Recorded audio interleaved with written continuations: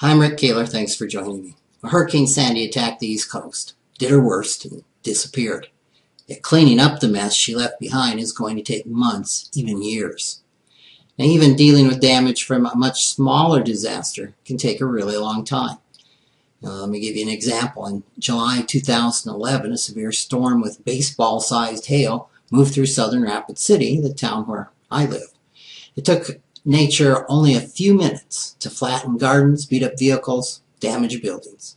And it'll probably take until the second anniversary of the storm to repair all the damage to our house. Now, such a delay really isn't usual when you think about it. The most common reasons are finding a contractor and negotiating with your insurance company. Moving quickly to report a claim after a disaster is important, but really, I think maybe your first call should go to a contractor before you call even the insurance agent.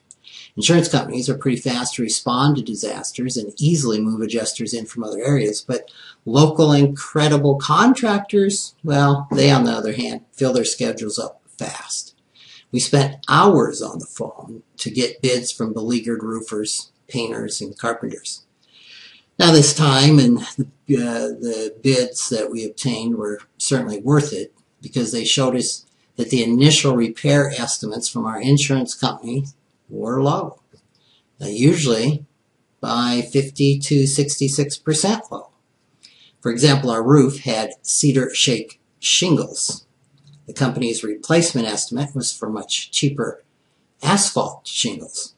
The estimates to repair our siding and deck were also very low. It took us 15 months to come to agreement on the cost of replacing the deck. The work probably won't be done until the summer of 2013. Now, it's important not to accept the first offer from an insurance company. Negotiating will take time and effort, but eventually you ought to get full compensation. Now, does this difficulty in getting a full settlement mean it's time to switch insurance companies? Well, certainly I thought so more than once during the negotiation process. However, that isn't necessarily the case. It's important to remember that getting compensation from an insurance company was just business.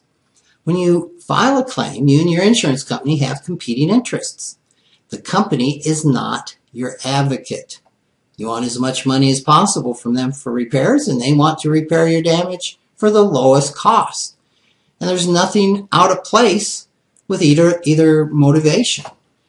Now, once I understood that the insurance company and I were natural adversaries, not friends, it helped me feel less victimized and more empowered.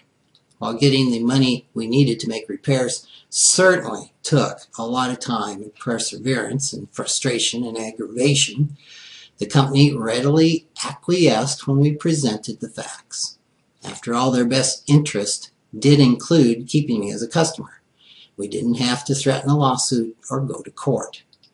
Certainly, when it's time to renew my insurance on my home, I'm going to ask my agent to investigate other companies. Now, that's just good business.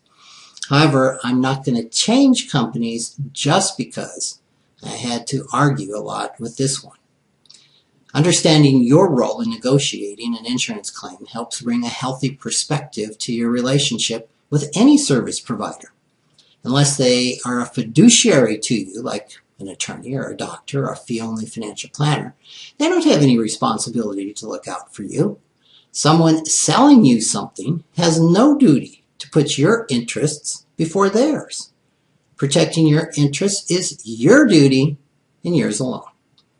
When a natural disaster strikes, whether it's a hailstorm or a hurricane, we are certainly victims of nature's whims. I like to say, nature is inherently hostile.